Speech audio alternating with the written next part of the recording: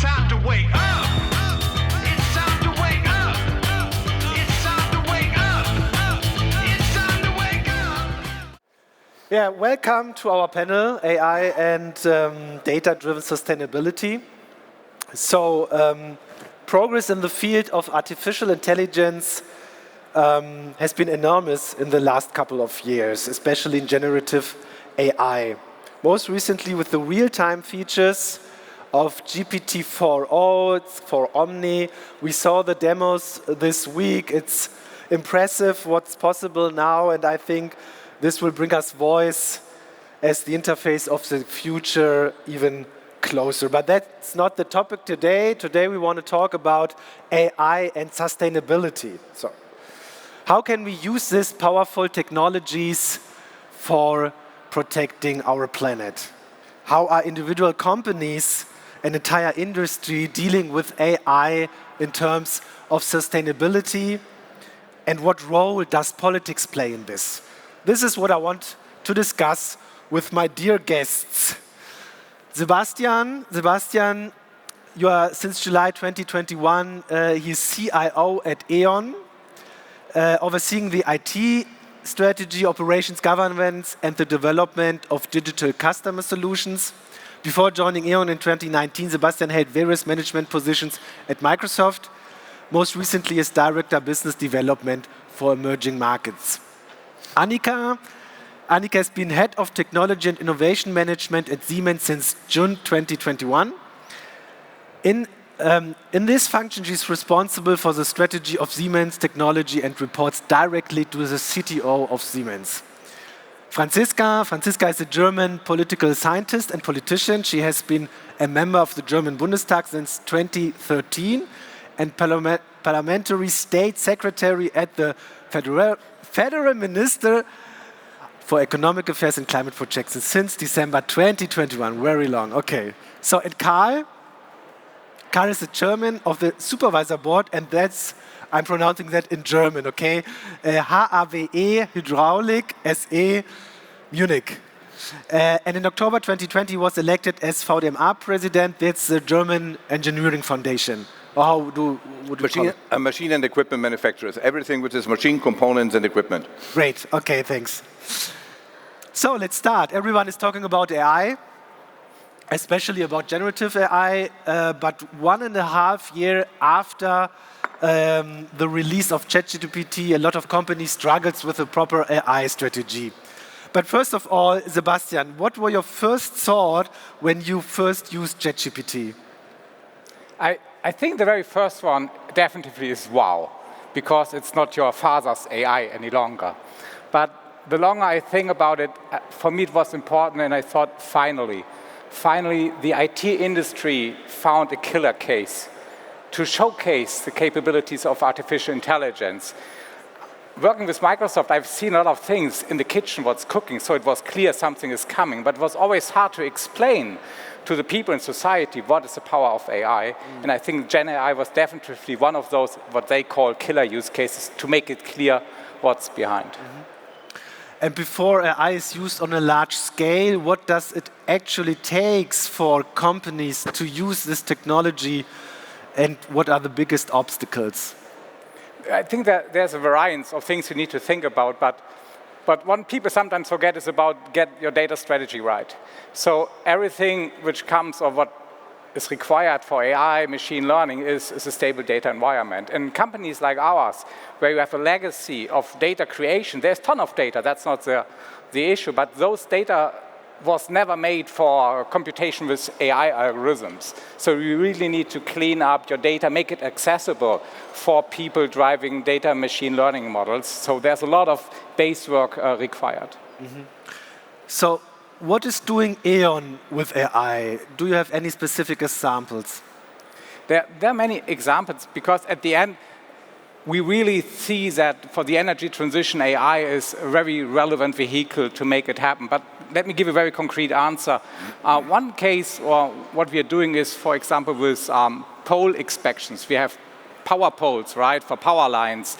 And in the past, we used helicopters to fly around, taking pictures and doing inspections with people watching and taking photos to understand if there are some damages. And today, more and more, nearly 40% of inspections is drone-based, that we really having drones flying, taking pictures, analytics, and then we take the images to do analysis, deep learning, machine learning, to understand if there are material changes or damages.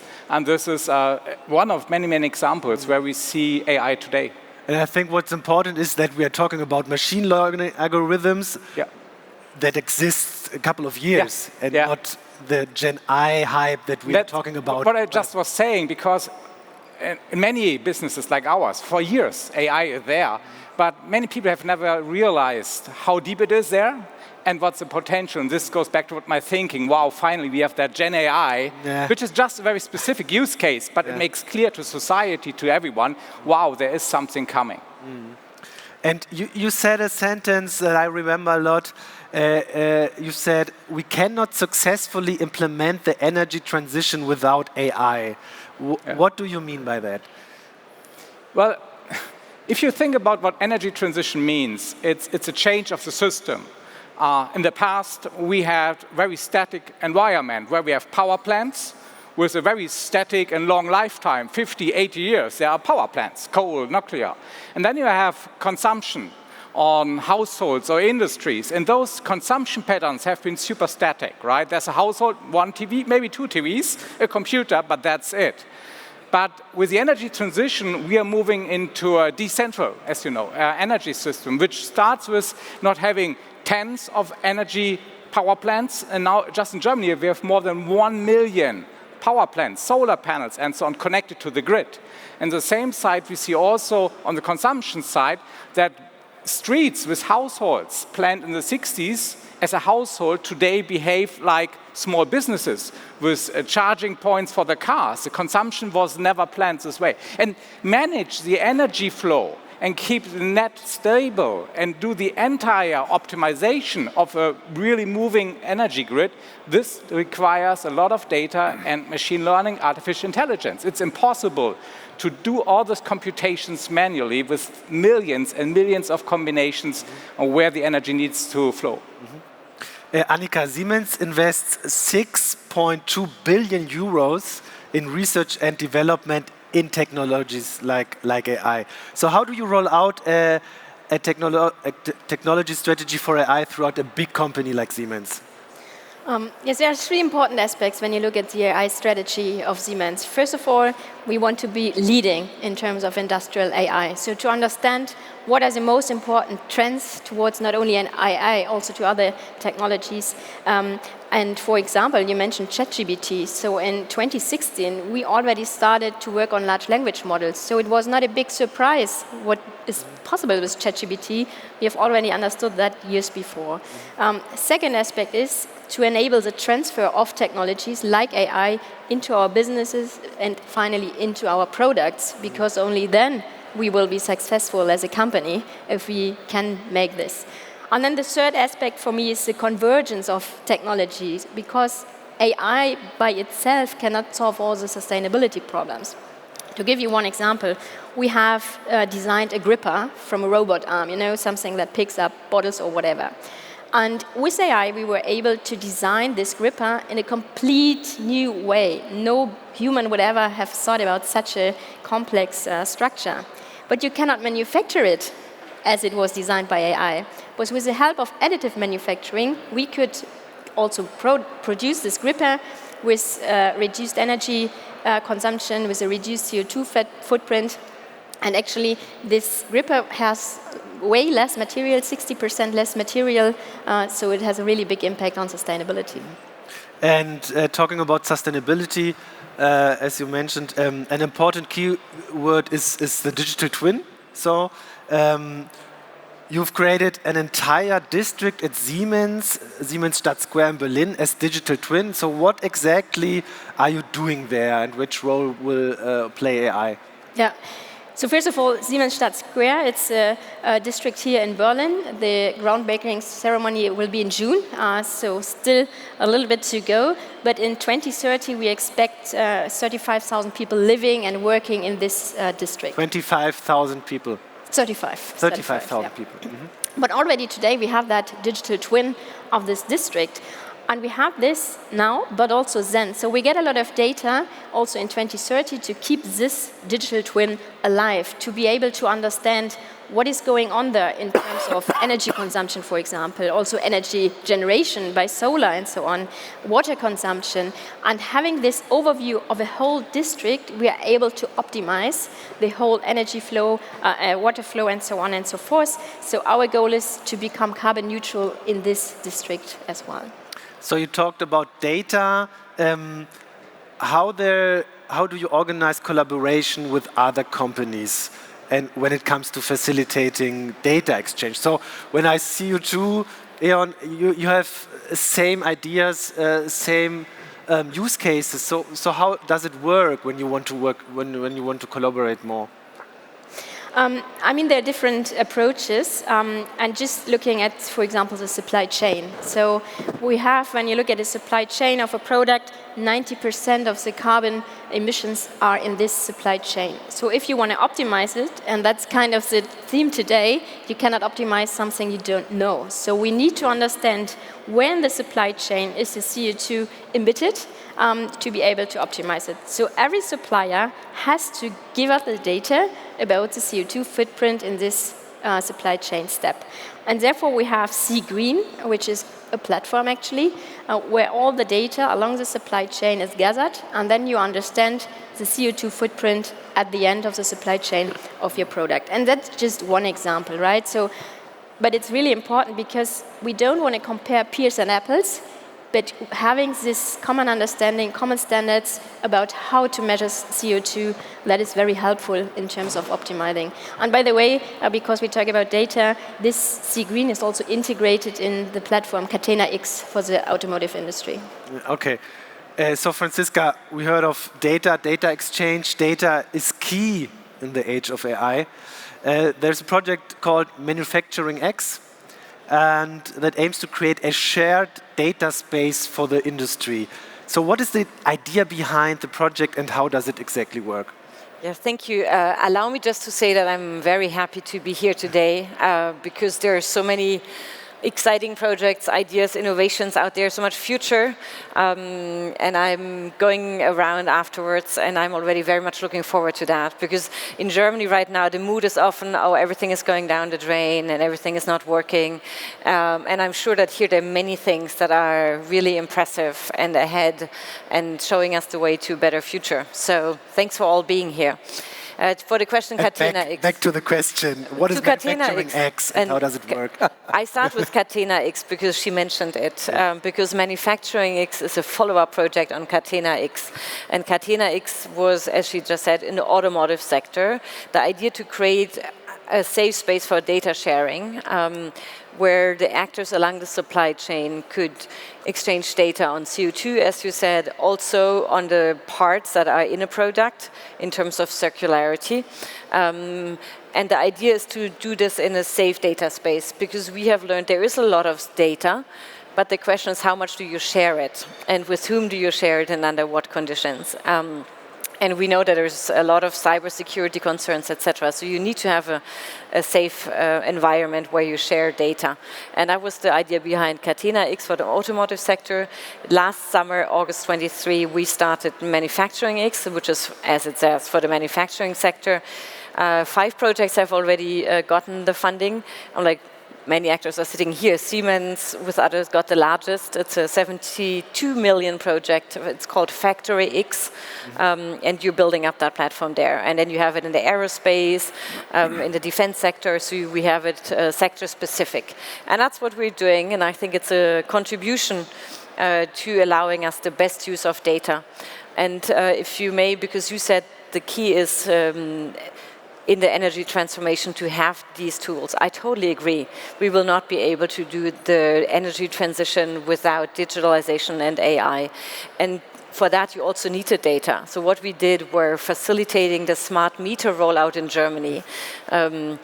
I don't know if everybody is using smart meters at home. I can highly recommend it, because then you can much easier define that your, wash machine is running at a moment when energy is cheap, and use it when it's green. And I think this was available in many, many other countries of the EU. It was a standard, nothing new, but it was impossible to really penetrate the German market. And we facilitated, debureaucratized it. And I will give you a lot of more data to have a better energy transition. Karl, in 2020, a BCG study revealed that green technologies in mechanical and plant engineering can save up to 86% of CO2 emissions in industry. So how is it possible, and where are we today in terms of this specific perspective? Thanks for this question, because that's really our favorite KPI, our favorite performance indicator for the machine and equipment industry. As a matter of fact, we offer many, many different technologies, from agricultural equipment, construction equipment, machine tools, plastic processing, recycling machines. So everything is within this study. And now if you look at the CO2 footprint of global industry, 86% of that CO2 footprint, and as well the CO2 footprint of the energy generation industry, can be reduced or completely avoided using technologies from our, let's say, member companies and collaborators. Example given, a wind turbine is a machine. All wind turbine manufacturers are part of our organization and part of our collaboration. So if wind turbines save CO2, that's part of these 86%. There is a company exhibiting here for the automation of buildings. How can I optimize shadowing, heating, fresh air, everything you need to run a building, a big logistics center, a manufacturing plant. And using artificial intelligence and weather forecasts, they can reduce the CO2 usage of a given building by 20% minimum. And these are examples of what our different member companies and industries can do. Mm-hmm. And what do you think, what role do a collaborative data strategy and AI play in this? How important is collaboration? Collaboration is key. You have to consider, and I think we also see this here in the startup area, most of the companies in that sector are relatively small companies. I mean, Siemens and E.ON are the super big guys, but they are the exception. Most of these innovations are run by small and medium-sized businesses, startups, family businesses, and these people out there, they have a specific sensitivity for the sovereignty and the safety of their data. And Manufacturing X, to use that example, is not just a safe data space, it's also a sovereign data space organized in collaboration without a single privately or state-owned interest. And that's important for our member companies, that if they feed data for collaboration into that system, that there is no one single interest behind to use or even sell that data. That makes the difference. Yeah. So when we talk about data and data exchange and AI, we have also to talk about the AI Act and the Data Act. So, Franziska, do the new law promote cooperation, or do they rather prevent innovation? The idea and the objective is clearly to promote cooperation and to make it as user, as company friendly as possible. And I think it's good that we have now the AI law on a European level. It will be voted next week in the Council. And it has this balance between allowing innovation and allowing new technologies to really drive on AI. And at the same time, we of course have to also consider that there's some use cases we don't want. We don't want social scoring like in China. We don't want this. So we have some cases there where we are clear, this is not what we want to have in Europe. On the other side, it's a risk-based approach, which I think is always much more sensible than just saying the technology as such is something we don't like. So it's risk-based. And what I think is important, there's an important role for companies in norming and standardization. That is a large part of the implementation of the AI Act. It's not on government side, but on company side. And I think that will be exciting also to see how fast this goes now, how good this will become. And I can call on everybody to join. It will be an important part. On our side, I focus on making it as simple, as clear structured, not many different actors in the implementation, but one central actor and decentralized where necessary implementation, but make it simple. And we're very lucky that the Commission has agreed to make this process also very lean in terms of harmonizing it with other product regulations, for example, in the medical area, which is important for Siemens and others. And it says in the law, no double reporting, no standards, double standards, one is enough. And that will be now in the next 2 years the big challenge to do. But we will start in June. So, the law will be adopted next week, and the week afterwards we start, and the Commission is ready. We have had consultations with our German companies, and I'm actually quite impressed to see when I travel abroad how much inquiries I get about. And can you give us a copy? Can you tell us? There's a lot of interest worldwide to see how we do it. And I think if we manage to implement it well now, we set a standard. I was at a conference yesterday with a lot of AI startups, and they have the fear that implementing the AI Act in Germany, you say you make it easy, but they have the fear that it will be too complicated. Yeah. So what do you say to them? Most of the technologies or the startups are not even in a risk area. So for them, easy. And then you have some, if you go in the health area, and there we have, of course, it has to be a bit safer because our lives depend on it in the end. And there we have to find this link between the medical device, for example, regulation, which is also very tricky, and to make sure it doesn't become more complicated. But I think, because we have chosen the risk-based approach, it is really important that we do not now apply it to every single area. That would be really terrible because it's not meant to be like this. It's really risk-focused. And sometimes we in Germany, we have the tendency to say, there's everywhere risk. But it's not. It's quite clearly defined. And I hope that we will not make it a very German implementation, but we really use the innovation potential we have. Karl wanted to say something? Sebastian as well. I just started, then you kick in. Just not to get too much harmony here on stage. It'd be interesting to look into the history of regulation, how much regulation did make things easier and how much regulation did make things more complicated. So let's hope that we are on the right path here. If you look at the Data Act as well as the AI Act, what is interesting for me as being part of the industry is that we all tend to look at things, it's very natural as an individual, from a consumer perspective. If you look here on stage, with the exception of Ms. Brantner, everybody's having a digital watch. So as a consumer, we're looking at what is happening with my data and how is all that processed. And this is where the Data Act is coming from the risk for consumers, what is happening to their data. And the same is true for the AI Act. What can AI do to the individual out there? The perspective of the industry is totally different. The usage of data and also the application of AI in the industry is not mass-oriented, it's very niche-oriented, very super specific, and it does not have the potential of doing harm on the consumer side that you have in consumer products. And this is what we ask when we look at the regulation, at the Data Act and the AI Act. You cannot take a consumer perspective into the industrial value chain.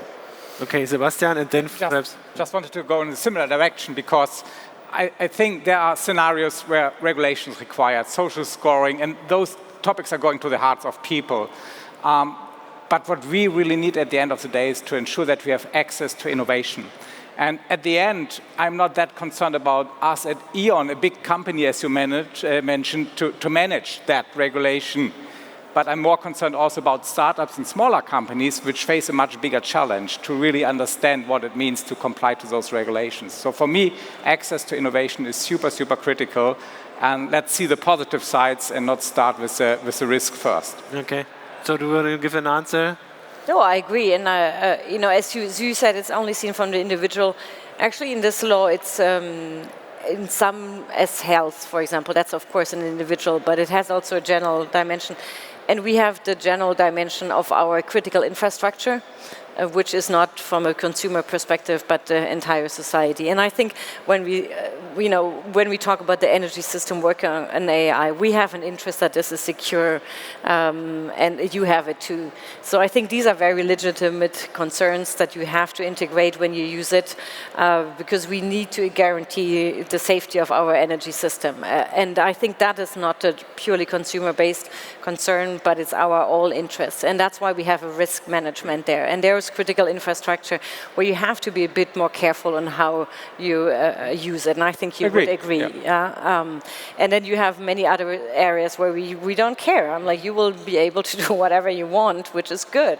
And that balance is not so easy to find, but I think we made a good job. And now the implementation is key to make sure that we, for example, in the former the Datenschutzgrundverordnung,